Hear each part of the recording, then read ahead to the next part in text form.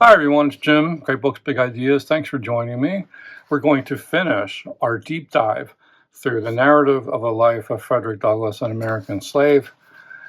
And we are up to chapter 11 and the appendix. And this is the story of Frederick Douglass's escape from Maryland, ending up in Massachusetts, and what he found when he got up there.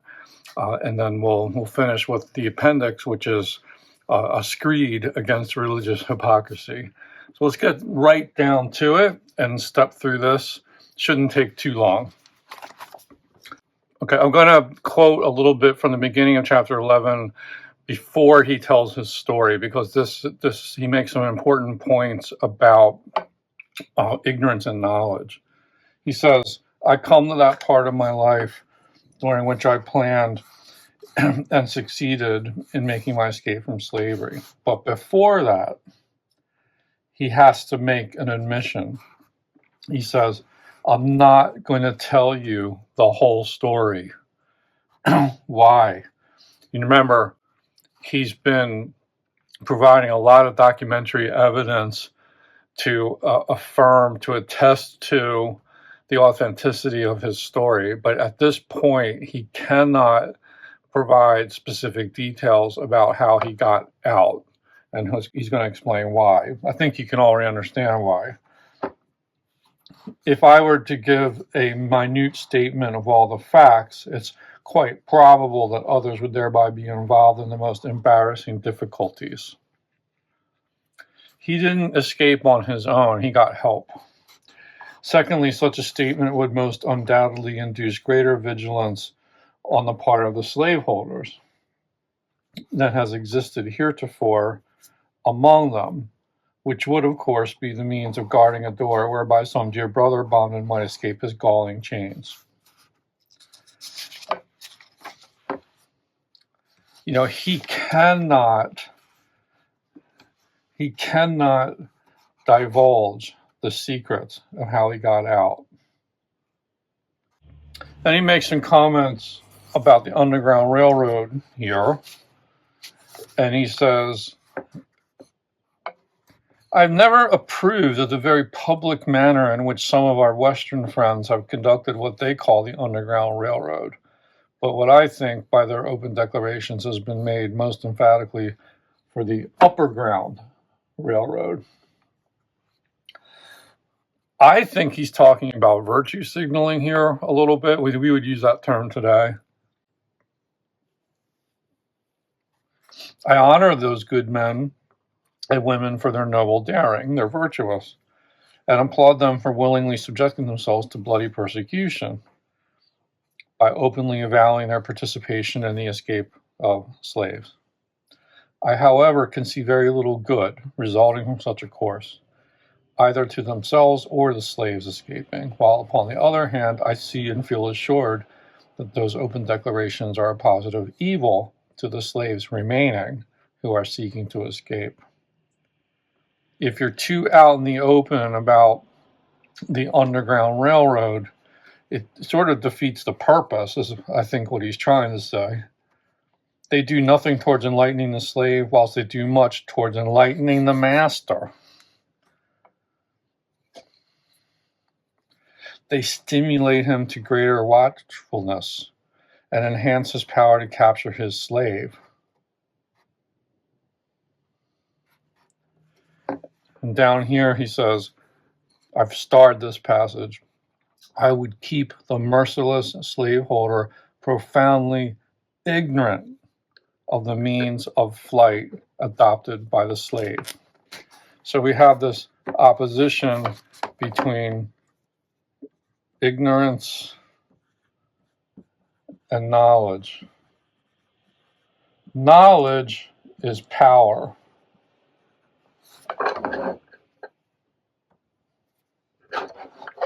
Ignorance is the opposite of power.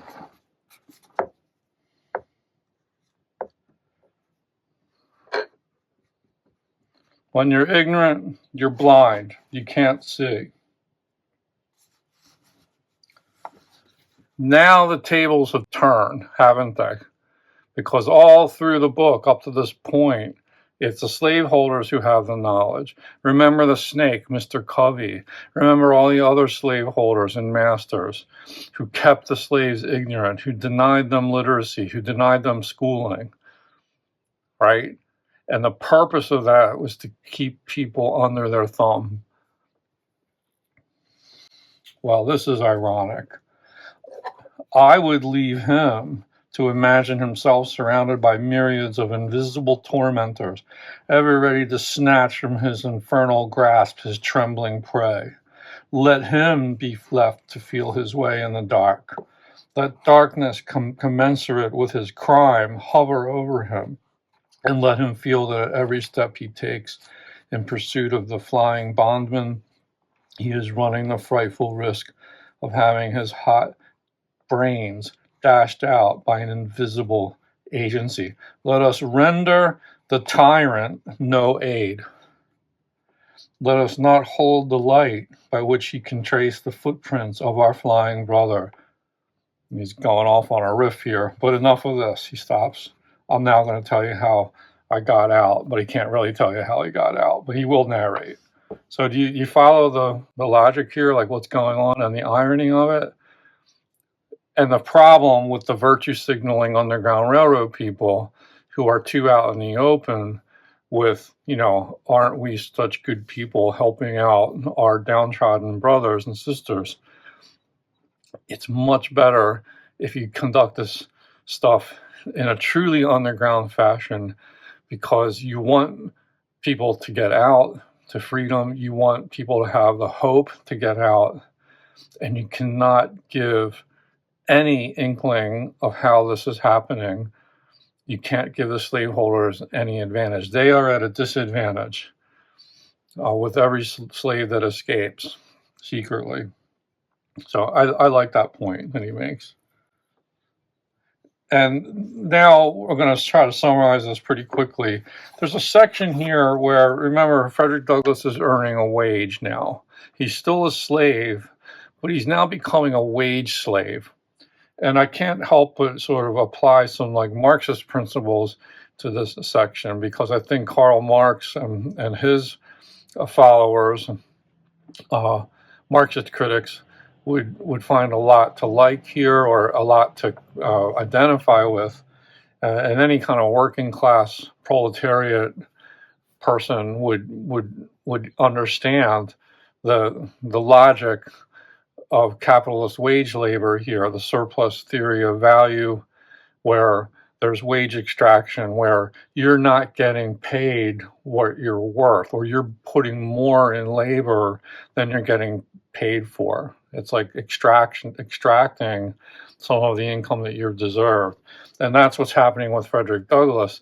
He was either allowed to keep a small portion of his wage and the majority had to go to the master, or all of it had to go to the master. And then, they eventually come to this agreement where he can sort of earn his own wage, but then at the end of the week he has to pony up, I think it's $3, which was a lot more money back then than it is now, to the master.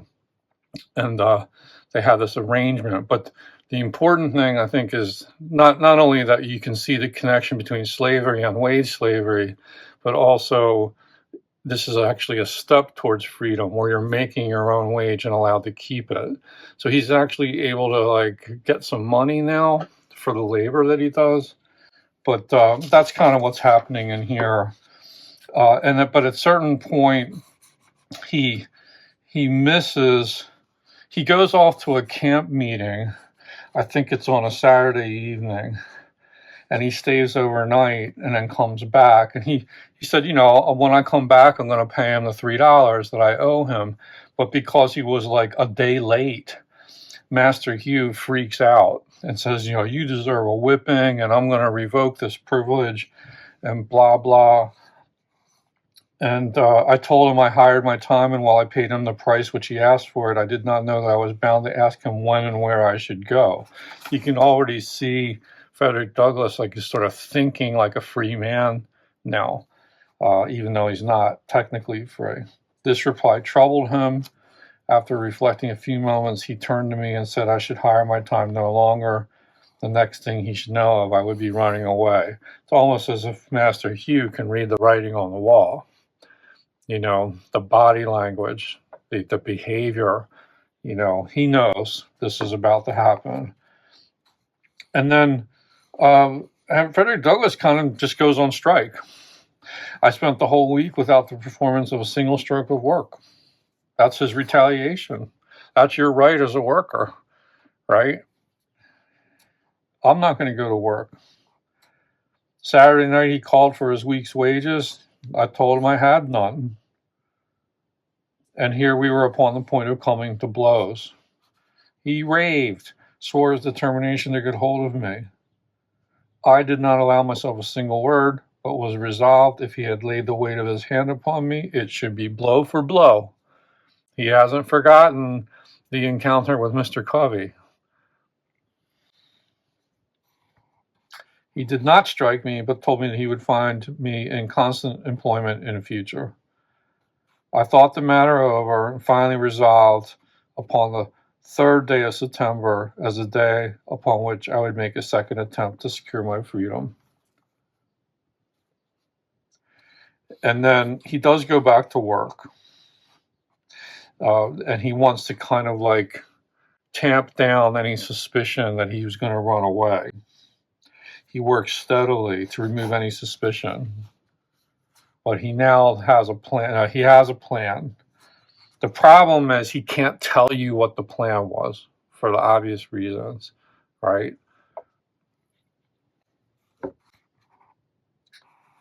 He vacillates a little bit. He is going to miss his comrades and his friends, and these binds are strong. And he says that's what keeps a lot of people from attempting to escape for those reasons. But here is where he does make his escape. On the 3rd day of September, 1838, I left my chains and succeeded in reaching New York without the slightest interruption of any kind. How I did so, what means I adopted, what direction I traveled, and by what mode of conveyance, I must leave unexplained for the reasons before mentioned. So first-time readers of the narrative of the life of Frederick Douglass might be disappointed at this point because, you want to see, for the purposes of storytelling, how he did it, right? And he just can't give that to you because this isn't fiction. Like, this is autobiography. This is history. And, he just cannot divulge. People would be compromised. People would be aware of how this was done, and then they would prevent it from happening when others tried to do it. But I can tell you a little bit about how he did it because he writes about this in subsequent autobiographies. And I have not read those autobiographies, like My Bondage, My Freedom, but I have read the passage where he talks about this. And if memory serves, it was pretty simple. He had help. He had forged papers, identification papers, and he disguised himself. I don't know if it was as a military man or some kind of uniform he had. It might not have been military, but anyway, he was kind of in costume, and he had his identification papers as a free black. And he simply just walked on a train, got through, rode the train from Baltimore to Wilmington to Philadelphia, ends up in New York City. Gets off the train, and he's escaped. And he definitely had assistance with us. The rest of this chapter is about his reaction to being in the North. Initially, he feels very insecure and lonely. We can understand that. I'm sure he was feeling paranoid because of the fugitive slave laws. He could be nabbed at any minute and sent back to Maryland. And so he doesn't trust anybody. He's in the big city. Every white man seems to him an enemy. Almost every colored man cause for distrust. But then he has an ally. And this is very much a story of allies, community, collective action. The abolitionists were cooperating, and there was a network. And this guy, Mr. David Ruggles, comes, seeks him out, takes him in, and helps him to move on from New York to New Bedford, Massachusetts. Okay? Helping hands. You're going to need those in life. He writes to his fiancee, Anna, and she then arrives in New York, and they get married. At this point, Frederick has changed his name to Frederick Johnson. They get married on September 15th, 1838. He's given some money by Mr. Ruggles. They pack their bags and they go on to New England. If I'm not mistaken, Anna she was in on the conspiracy to get him out of Maryland in the first place. And I think she was a free black too. I'm not sure it tells us here, but in any case, she got. Oh yeah, the little footnote says she was free. So no problem for her coming on a train and getting up to New York. But what is life like in New Bedford, Massachusetts? Well, they're taking in. He's getting involved with the community of abolitionists. He's starting to feel safer now. Not safe, but safer. And now he's got to find employment. He also changes his name. So he changes his name to Frederick Douglass. And a Mr. Johnson, who had been helping out, had just been reading The Lady of the Lake, which I think that's a Sir Walter Scott novel or story, and at once suggested that my name be Douglas. And that's the name he adopts. Now, what are his impressions of New England and New Bedford? And a lot of his assumptions are confounded by what he finds in New England. I had very strangely supposed while in slavery that few of the comforts and scarcely any of the luxuries of life were enjoyed at the North. I probably came to this conclusion from the fact that Northern people owned no slaves. I suppose that they were about upon a level with the non-slave holding population of the South, the poor whites. Well, that's not the case. These people are not uncultivated, living in Spartan-like simplicity. No, they actually have it really good.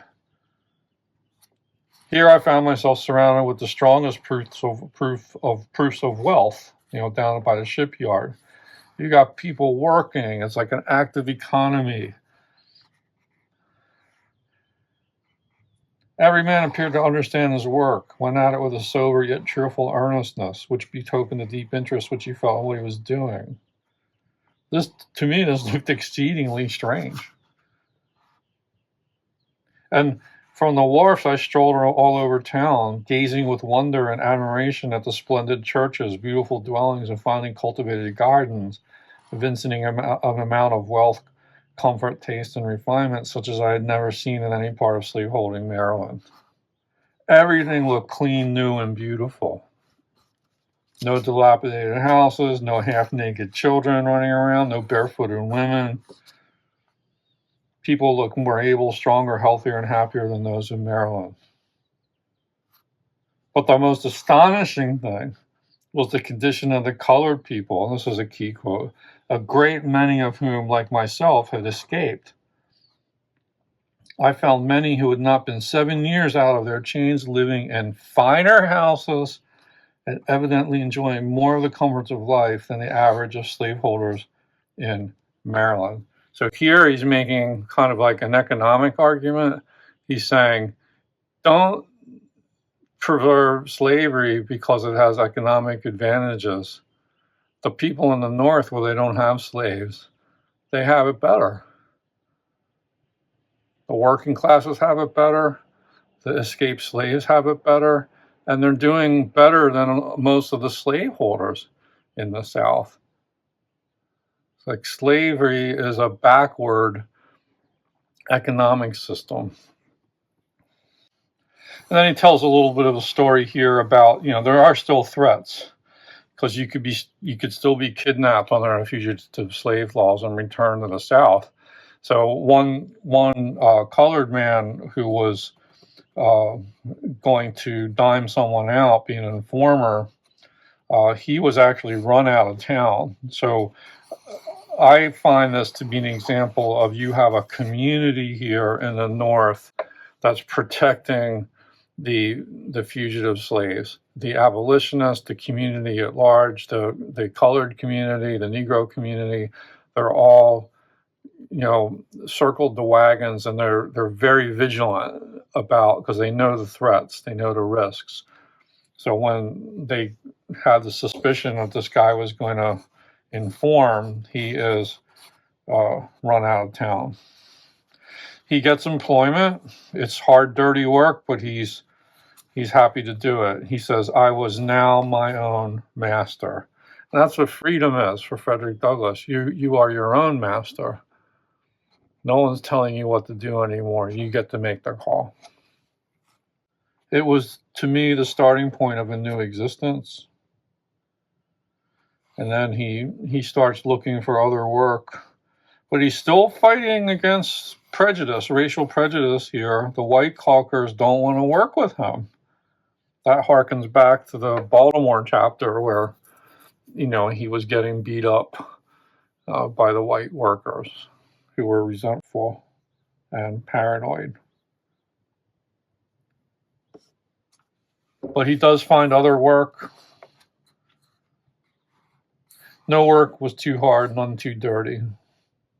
And then about 4 months later, he starts reading The Liberator, which was William Lloyd Garrison's abolitionist newspaper. And this turns him on and fires him up with ideas. And later he attends a meeting, I think it's in Nantucket, an anti-slavery convention. And this is when he was strongly moved to speak. He got up, he told his story, and he wowed the crowd, and he was immediately kind of welcomed into the movement. And the abolitionists realized, this guy is going to be a voice for our cause. And he signed up for that.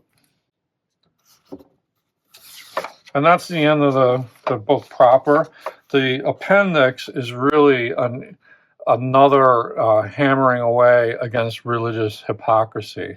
Let's take a look at a couple passages, and he finishes with a poem. So he says, you might think, with everything I've been saying about religion in this book, that you might think I'm against all religion. He says, no, I'm not. What I have said respecting and against religion, I mean strictly to apply to the slave-holding religion of this land, with no possible reference to Christianity proper. For between the Christianity of this land and the Christianity of Christ, I recognize the widest possible difference.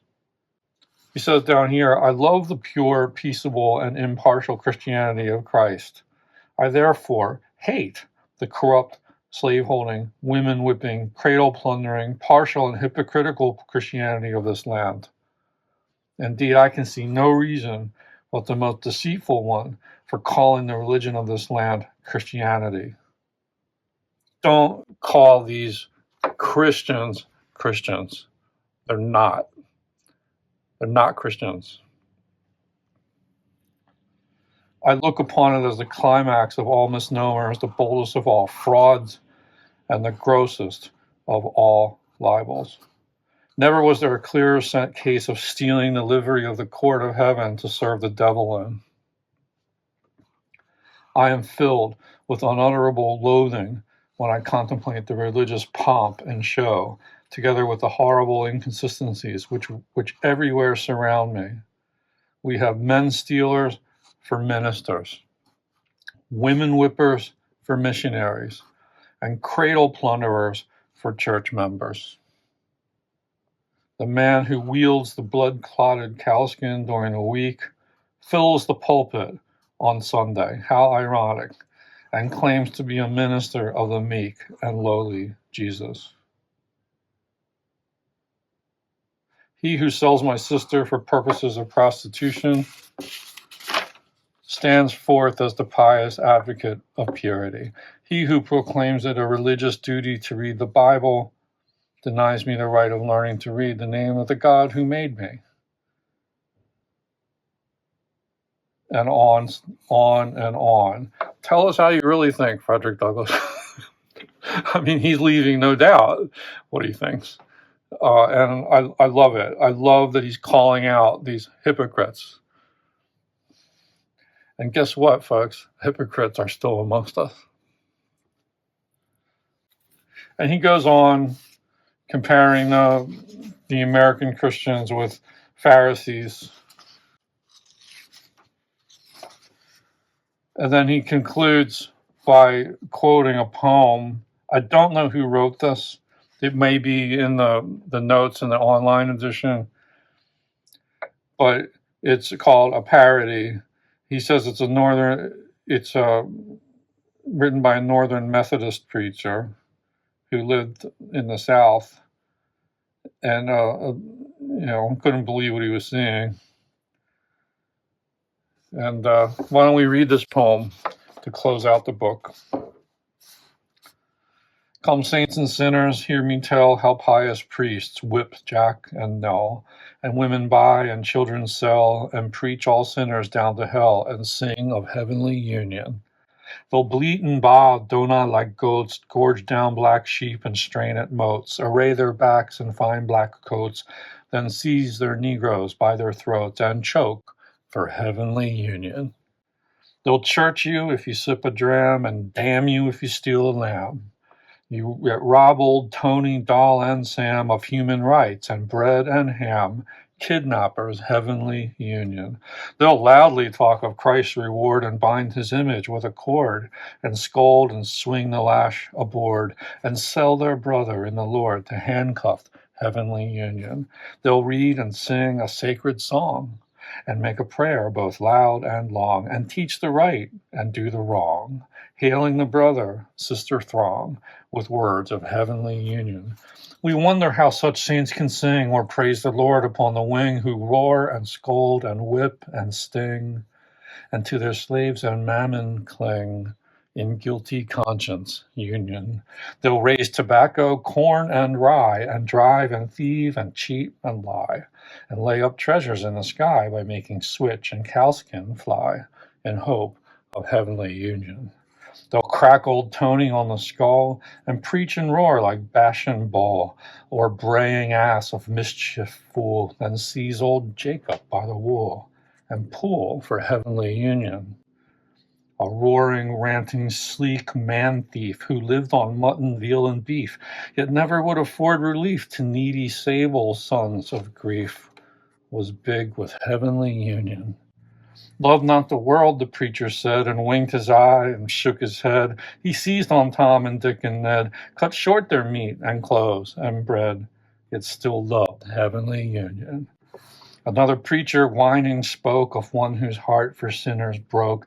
He tied old Nanny to an oak and drew the blood at every stroke and prayed for heavenly union. Two others oped their iron jaws and waved their children-stealing paws. There sat their children in gewgaws by stinting Negroes' backs and mauls. They kept up heavenly union. All good from Jack another takes, and entertains their flirts and rakes, who dress as sleek as glossy snakes, and cram their mouths with sweetened cakes. And this goes down for union. And that is it. The narrative of the life of Frederick Douglass, an American slave. And if you like what you read, check out his other autobiographies and other essays that Frederick Douglass wrote. He's available in Library of America if you want to read, I think, pretty much everything. And what a classic slave narrative. It's really brilliant. Another slave narrative I recommend is Incidents in the Life of a Slave Girl by Harriet Jacobs. I read that last year and it was terrific. And you get a view from the female gender side of slavery. And she has quite the story to tell.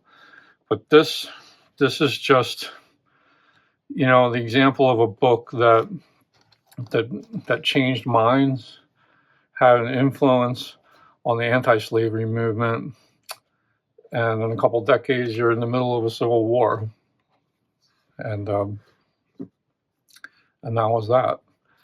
Let me know what you think in the comments. If you have questions, always welcome. Thanks for joining me on this deep dive, and you can see the earlier chapters on this playlist. I appreciate you spending some time with me. Be well, be free, and stay safe.